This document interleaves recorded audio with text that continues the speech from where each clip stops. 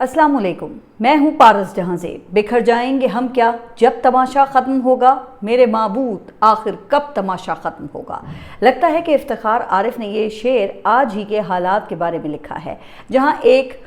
अजीब तमाशा चल रहा है। बलूचिस्तान में आग लगी हुई है,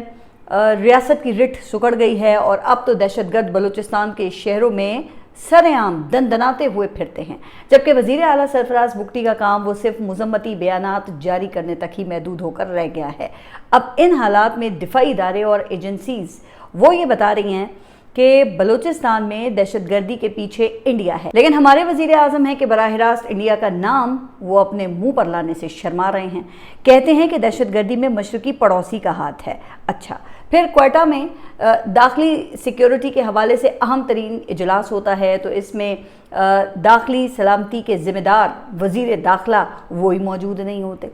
बल्कि जिस वक्त ये इजलास चल रहा होता है उस वक्त हम मौसूफ को न्यूयॉर्क में सिफारतकारी के फ़राइज़ अंजाम देते हुए देखते हैं, और वज़ीर ख़ारजा जिनका ये असल काम है वो अपने नवासे के कारनामों पर भी लबकुशाई करने के काबिल नहीं है। अब बताइए ज़रा कि ये तमाशा नहीं तो क्या है। लेकिन वो बशीर बदर का एक शेर है कि मैं बोलता हूँ तो इल्ज़ाम है बगावत का, मैं चुप रहूं तो बड़ी बेबसी सी होती है। तो इस वक्त बलूचिस्तान के रहने वालों की भी यही कैफियत है। अभी कुछ दिन पहले 4 दहशतगर्द तंजीमों यानी कि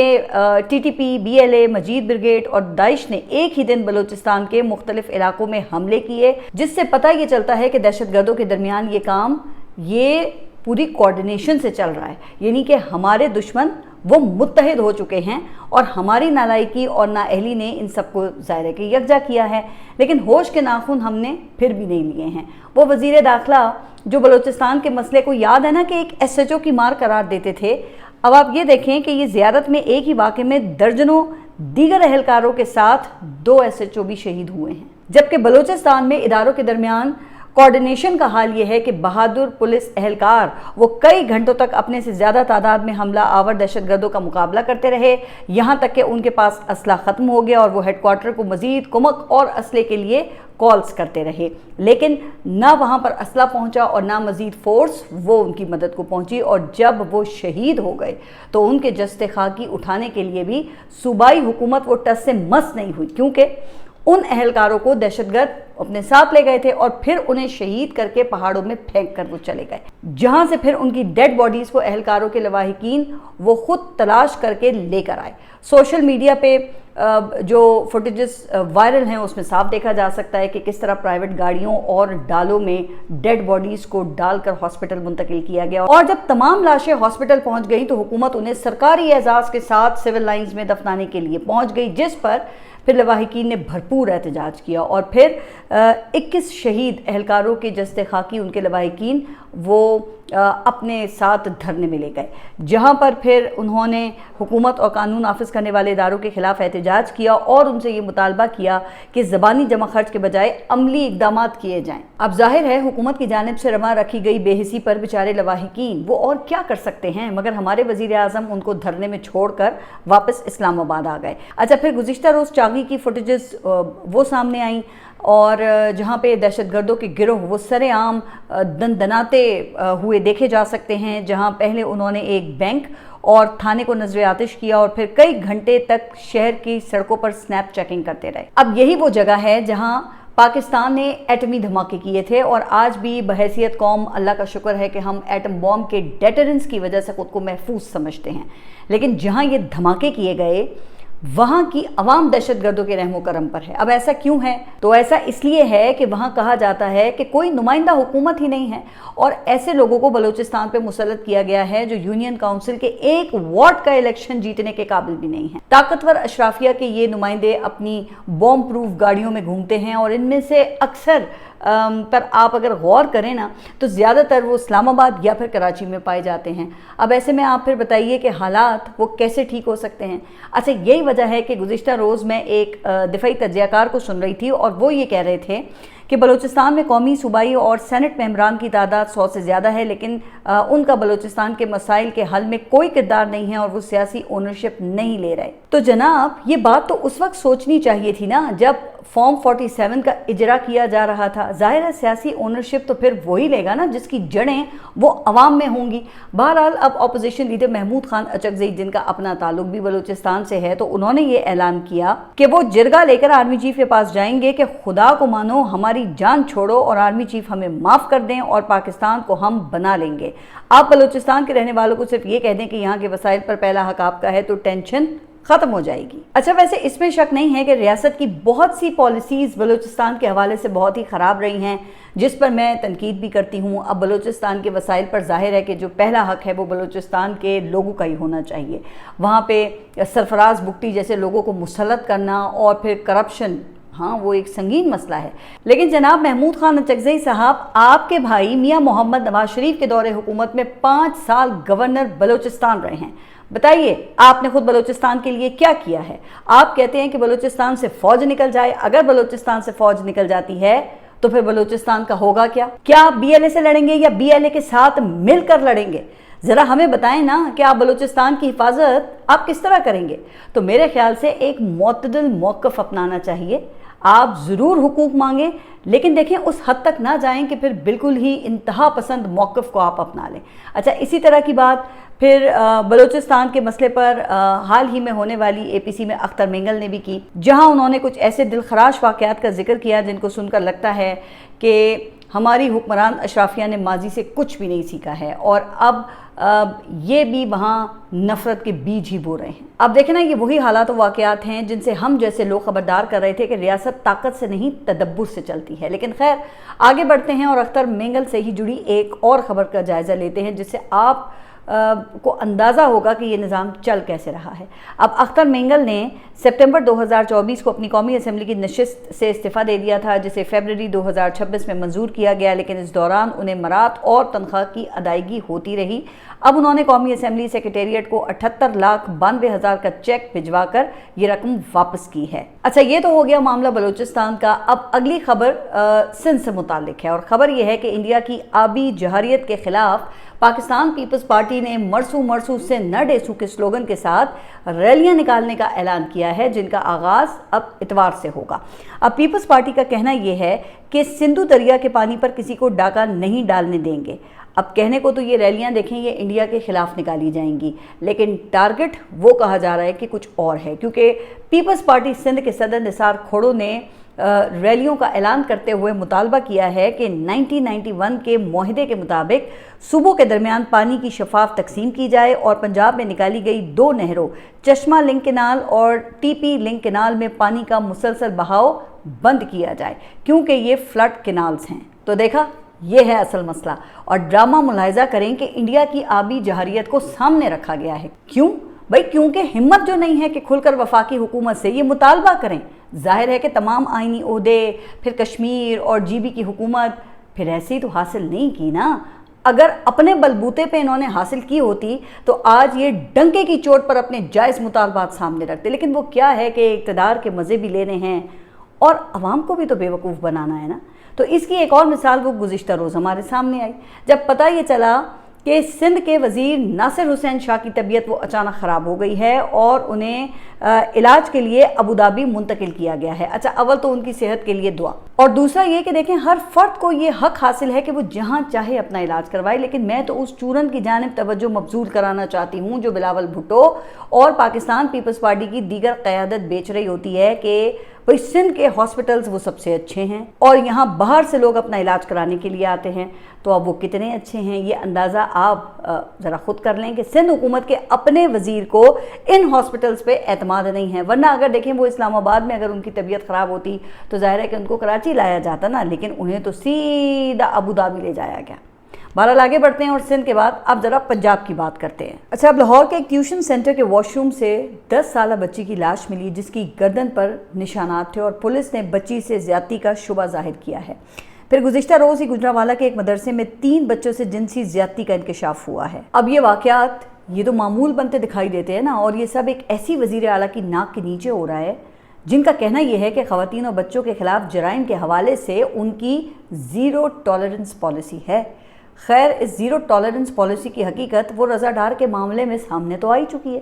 لیکن یہ معاملہ دیکھیں صرف پنجاب کا نہیں ہے، ملک میں بالعموم بچوں اور خواتین کے خلاف سنگین جرائم کی شرح میں مسلسل اضافہ ہو رہا ہے۔ اب گزشتہ روز کراچی میں ایک 6 سالہ بچے کو زیادتی کے بعد قتل کر دیا گیا، اور آپ ذرا ظلم کی انتہا دیکھیں کہ اب یہ انکشاف ہوا ہے کہ ملزم نے مرنے کے بعد بھی بچے کو زیادتی کا نشانہ بنایا، لیکن ایسے وحشی، ایسے درندے وہ آزادی سے معاشرے میں کھلے عام پھر رہے ہیں۔ اسی طرح پھر یہ میرپور خاص میں ایک جعلی عامل کی جانب سے 2 معصوم بچیوں سے زیادتی کا واقعہ پیش آیا، لیکن کوئی یہاں ٹس سے مس نہیں ہوا، بلکہ ہمارے حکمران تو ان حالات میں بھی اپنی مراعات اور اختیارات بڑھانے میں لگے ہوئے ہیں، لیکن جہاں پر اقدامات کی ضرورت ہے نا، وہاں یہاں کسی کو احساس نہیں ہے۔ خیر، احساس کیا ہوگا جب آپ دیکھیں نا کہ ان کے اپنے گھر والے ہی کنٹرول میں نہیں ہیں، جن کو تحفظ دینے کے لیے پھر پولیس کو استعمال کیا جاتا ہے، جن کی ذمہ داری ہی ایسے جرائم کو کنٹرول کرنا ہے، جیسا کہ ڈار کے کیس میں ہو رہا ہے۔ اس لیے جناب، جب تک کسی بڑے کو سزا دے کر آپ مثال قائم نہیں کریں گے نا، یہ جو جرائم ہے نا، ان کا سلسلہ اسی طریقے سے بڑھتا جائے گا۔ ارے ظالموں، بے شک ایک کی جگہ 4 بلو پاسپورٹ لے لو، 11 ارب کا ایک اور جہاز بھی خرید لو، مزید آئینی عہدے اور وزارتیں بھی لے لو، لیکن خدا را عوام کے تحفظ کے لیے بھی کچھ کر لو، جن کو 2 وقت کی یہاں پہ روٹی مشکل سے ملتی ہے، اور وہ روٹی کے چکر میں اس قدر پریشان ہیں کہ ان زیادتیوں پر کچھ بول بھی نہیں سکتے اور خاموشی سے یہ سب سہ رہے ہیں۔ جبکہ اس اشرافیہ کے قائم کردہ ادارے یہ یہاں عام آدمی کو تو انسان سمجھنا گوارا ہی نہیں کرتے۔ اس حوالے سے چکوال میں سی سی ڈی کے ہاتھوں قتل ہونے والی بچی کے والد نے 2 دن پہلے اہم انکشافات کیے ہیں، اور مقتولہ ہانیہ احمد کے والد نے دعویٰ کیا ہے کہ ڈاکوؤں نے پولیس پر فائرنگ نہیں کی تھی، لیکن پولیس نے ایف آئی آر میں حقائق کو تبدیل کیا اور واقعے کو ڈاکوؤں کی فائرنگ قرار دیا۔ حالانکہ بعد میں انہیں معلوم ہوا کہ گولی وہ سی سی ڈی کے ایک اہلکار نے چلائی تھی، اور پھر جب مقتولہ بچی کو ہاسپٹل لے کر گئے تو اس کے والد اور بھائی وہ بھی زخمی تھے، لیکن پولیس نے علاج کی اجازت دینے سے پہلے دباؤ ڈال کر ایک خالی کاغذ پر ان سے دستخط کروائے اور ان کا انگوٹھا لگوایا، اور پھر جب علاج کی اجازت ملی تو ہاسپٹل میں ان کے علاج کی سہولت ہی دستیاب نہیں تھی، جس کی وجہ سے ڈاکٹرز نے انہیں فوری راولپنڈی منتقل کرنے کی سفارش کی۔ اب اس سے سی سی ڈی اور پولیس کی صفاقی کا اندازہ لگائیں کہ شدید زخمی حالت میں بھی پولیس سادہ کاغذ پر دستخط کروانے میں مصروف تھی تاکہ اپنی مرضی کا بیان لکھ سکے۔ بہرحال آگے بڑھتے ہیں، اور اب ذرا باری ہے خیبر پختونخوا کی، جہاں پہ وزیر اعلیٰ نے یہ متنازع قوانین واپس لینے کا وعدہ کیا ہے، لیکن اب گورنر فیصل کریم کنڈی بھی بول پڑے ہیں اور انگلی کٹا کر شہیدوں میں اپنا نام لکھوانے کی کوشش کر رہے ہیں۔ اب گورنر صاحب کا کہنا یہ ہے کہ جب یہ بل منظوری کے لیے میرے پاس بھیجا گیا تو میں نے اس وقت بھی واضح کیا کہ کوئی بھی قانون ایسے وقت میں مراد بڑھانے کا ذریعہ نہیں بننا چاہیے جب پاکستان کے عوام خصوصاً خیبر پختونخوا کے لوگ کفایت شعری اور معاشی مشکلات کا سامنا کر رہے ہوں۔ اچھا، مزید گورنر صاحب یہ لکھتے ہیں کہ میں نے اس قانون پر مالی نظم و ضبط اور عوامی مسائل کے دانشمندانہ استعمال کے اصولوں کے تحت عمل درآمد پر زور دیا تھا، کیونکہ جو حکومت مالی تنگی کا دعویٰ کرتی ہو وہ ایک ہی سانس میں اقتدار کے ایوانوں میں بیٹھے لوگوں کے لیے مزید مراد کا قانون نہیں بنا سکتی۔ اب کوئی گورنر صاحب سے یہ پوچھے کہ اگر آپ کا دل اتنا ہی دکھی تھا تو پھر آپ نے بل پر اعتراض لگا کر واپس اسے اسمبلی کیوں نہیں بھیجا، اور پھر آپ کے بھائی نے اسمبلی میں کھڑے ہو کر جو مراتی تجاویز پیش کی ان کے بارے میں آپ کا کیا خیال ہے؟ اچھا، پھر یہ دیکھیں کہ 6 مئی کو گورنر نے اس بل پر دستخط کیے، لیکن 2 ماہ تک اس بل کے حوالے سے کسی کو ہوا تک نہیں لگنے دی، ورنہ یہی گورنر ہر وقت پاکستان تحریک انصاف کی حکومت کے مین میخ نکالتے رہتے ہیں، لیکن وہ کیا ہے کہ گیلری سے بھی تو پلے کرنا ہے نا، اور اس کے لیے اب گورنر صاحب کو یاد آیا ہے کہ سرکاری خزانہ حکمرانوں کی آسائشوں اور مراد کے لیے بالکل نہیں ہے بلکہ عوام کی امانت ہے۔ اب اس بات پر گورنر اور ان کی وفاقی حکومت کو کتنا یقین ہے؟ تو آئیے یہ جو اگلی خبر ہے اس کا جائزہ لیتے ہیں، جو کہ وفاقی حکومت سے ہی متعلق ہے اور جس کی نمائندگی گورنر فیصل کریم کنڈی کر رہے ہیں۔ تو جناب، وفاقی حکومت نے عوام کے پیسوں سے اسلام آباد پولیس کے افسران کے لیے ڈپلومیٹک انکلیو میں رہائش گاہیں تعمیر کرنے کا فیصلہ کیا ہے، جس کی تعمیر پر تقریباً 1 ارب 35 کروڑ روپے لاگت آئے گی۔ جنگ اخبار کے مطابق اس کے لیے سی ڈی اے نے نہ صرف پلاٹ الاٹ کر دیا ہے بلکہ 16 جولائی تک ٹینڈرز بھی طلب کر لیے ہیں، جس کے تحت آئی جی اور ڈی آئی جی کے لیے الگ الگ گھر اور باقی افسران کے لیے 6 منزلہ عمارت میں 20 اپارٹمنٹس بنائے جائیں گے۔ تو اب سب کو پتا ہے کہ ڈپلومیٹک انکلیو ایک انتہائی پروٹیکٹڈ سیکیورٹی زون ہے، جہاں کی زمین وہ بہت مہنگی ہے، دوسرے لفظوں میں یہ ایک قلعہ ہے، تو اب عوام کے محافظ وہ اس قلعے میں رہیں گے۔ باقی رہ گئی اسلام آباد کی عوام، تو حالیہ ماہ میں یہاں پر کئی دہشت گردی کے واقعات ہو چکے ہیں۔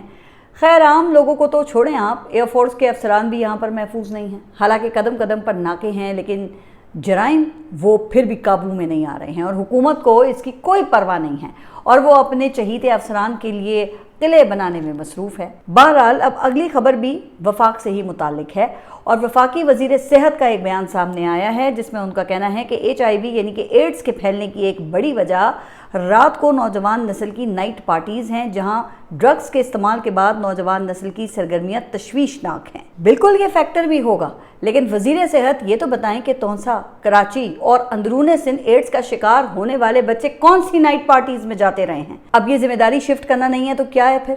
جناب سادہ سی بات ہے کہ ایڈز کے پھیلنے کی سب سے بڑی وجہ وہ ایک ہی سرنج کا بار بار استعمال ہے جو صحت کے صوبائی محکموں کو ان کی بلکہ غفلت اور کرپشن کا نتیجہ ہے، لیکن اس سے پردہ اٹھانے کی توفیق وہ یہاں پر کسی کو بھی نہیں ہے، کیونکہ آپ سب اقتدار میں شریک ہیں اور بقول شاعر صورتحال یہ ہے کہ عجب تماشا سا چل رہا ہے، غریب ہاتھوں کو مل رہا ہے، پنپ رہی ہے منافقت بھی، عروج پستی میں ڈھل رہا ہے۔ بہرحال اب اگلی خبر کی جانب بڑھتے ہیں اور یہ خبر کرپٹو کرنسی کے حوالے سے آئی ہے۔ معروف عالم دین اور وفاق المدارس کے صدر مفتی تقی عثمانی نے فتویٰ دیا ہے کہ کرپٹو کرنسی حرام ہے، کیونکہ یہ مال نہیں ہے بلکہ کھاتوں میں فرضی نمبروں کا اندراج ہے، لہٰذا USDT میں ہو یا پھر کرپٹو ٹوکن کی صورت میں کرپٹو کرنسی خریدنا کسی طور جائز نہیں ہے۔ اچھا جناب، اب اس فتوے کے بعد حکومت کیا کرے گی، جس نے اسٹیٹ بینک پر ڈنڈا رکھ کر اس کے کاروبار کو لیگل کروایا تھا اور پھر کرپٹو بزنس کے ذریعے ہی صدر ٹرمپ تک رسائی حاصل کی تھی؟ تو کیا یہ سارا کام حرام کا تھا؟ اب اس پر میں زیادہ بات نہیں کروں گی، لیکن حکومت کو اب اس کی وضاحت جو ہے وہ دینی چاہیے۔ اچھا، اب خبریں یہ بھی آ رہی ہیں کہ ٹی وی چینلز کو یہ ہدایات آ گئی ہیں کہ کرپٹو کے خلاف فتوے پر کوئی کوریج نہیں کرنی ہے۔ دوسری طرف IMF نے بھی حکومت کی معاشی پلاننگ پر سوال اٹھا دیے ہیں اور حکومت نے 4% معاشی ترقی کا جو ٹارگٹ رکھا تھا اس کو کم کر کے 3.5% پہ برقرار رکھا ہے اور مزید خبردار کیا گیا ہے کہ مشرق وسطیٰ میں دوبارہ کشیدگی یا تنازع پیدا ہونے کی صورت میں قیمتوں میں اتار چڑھاؤ وہ بڑھ سکتا ہے، جو کہ اب دیکھنے میں بھی آ رہا ہے۔ اچھا، اسی سے جڑی ایک اور خبر یہ ہے کہ کراچی میں آٹے کی قیمتوں میں اضافہ کر دیا گیا ہے اور یہ اضافہ سرکاری نوٹیفیکیشن کے ذریعے کیا گیا ہے، جس کے بعد ریگولر آٹے کی ریٹیل قیمت 113 روپے سے بڑھ کر 125 روپے فی کلو اور فائن آٹے کی قیمت 135 روپے فی کلو ہو گئی ہے۔ اب یہی حال ٹماٹروں کی قیمت کا ہے، جس کی وجہ یہ بتائی گئی ہے کہ پیٹرول کی قیمتیں کم ہونے کے باوجود ٹرانسپورٹ کا جو کرایہ ہے وہ نیچے نہیں آ رہا اور اسی وجہ سے سبزیوں اور دیگر فوڈ آئٹمز کی قیمتوں میں فرق نہیں پڑا۔ اب یہ سراسر گورننس کی ناکامی ہے جس کی قیمت وہ یہاں پہ ہر شخص ادا کر رہا ہے۔ اچھا، آخر میں کشمیر کی صورتحال جہاں پر سیاسی درجہ حرارت وہ مسلسل بڑھتا ہوا دکھائی دے رہا ہے اور جوائنٹ عوامی ایکشن کمیٹی نے اعلان کیا ہے کہ اگر 14 جولائی تک ان کے مطالبات پورے نہ کیے گئے تو 15 جولائی سے مظفر آباد کی جانب لانگ مارچ دوبارہ شروع کر دیا جائے گا۔ راولہ کورٹ میں جاری دھرنے سے خطاب کرتے ہوئے تنظیم کے رہنما عمر نذیر کشمیری نے کہا کہ حکومت کو مطالبات پر عمل درآمد کے لیے آخری مہلت دی جا رہی ہے اور ان کا کہنا یہ بھی تھا کہ اگر پیش رفت نہ ہوئی تو 15 جولائی کو نئی حکمت عملی کا اعلان کیا جائے گا۔ پھر دوسری جانب پونچھ میں بھی صورتحال کشیدہ ہو گئی ہے اور سرکاری حکام کے مطابق وہاں خوراک لے جانے والے قافلے کو سیکیورٹی فراہم کرنے والی فورسز اور مظاہرین کے درمیان فائرنگ کا تبادلہ ہوا ہے، جس میں کم از کم 2 افراد جاں بحق اور متعدد زخمی ہوئے ہیں۔ انتظامیہ کے مطابق مظاہرین نے مختلف شاہراہیں بند کر رکھی تھیں جنہیں کھلوانے کے لیے کارروائی کی گئی، لیکن عوامی ایکشن کمیٹی نے اس موقف کی تردید کی ہے اور تنظیم کے کئی مرکزی رہنماؤں کی گرفتاری کے بعد عبوری قیادت کا بھی اعلان کر دیا گیا ہے۔ اب کیا الیکشن سے پہلے کوئی بڑا آپریشن ہوگا یا پھر الیکشن وہاں پر ملتوی ہوگا، تو اس بارے میں کوئی حتمی بات وہ نہیں کی جا سکتی ہے، لیکن اس ماحول میں الیکشن مہم نہیں چل سکتی، جس کا ثبوت یہ ہے کہ ابھی تک کسی بھی جماعت کا آپ دیکھیں نا کہ کوئی بھی مرکزی رہنما وہ مہم چلانے کشمیر نہیں گیا اور حکمران جماعتوں کے جو مقامی لیڈر ہیں ان میں بھی ایک خوف کی فضا ہے، کیونکہ پہلے ہی سابق وزیر اعظم راجہ فاروق حیدر پر وہاں پہ حملہ ہو چکا ہے اور اب انہی وجوہات کی بنیاد پر موجودہ رجیم کو یہ مشورہ دیا گیا تھا کہ بات چیت سے مسئلہ حل کیا جائے، لیکن جناب یہ بات تو نہ فیصلہ سازوں کو سمجھ میں آئی اور نہ ہی اقتدار کی بھوکی کٹ پتلیوں کو، جس کا نتیجہ وہ پھر ہم سب کے سامنے ہی ہے۔ آپ سب اپنا خیال رکھیے اور اگلے ولاگ تک کے لیے اللہ حافظ۔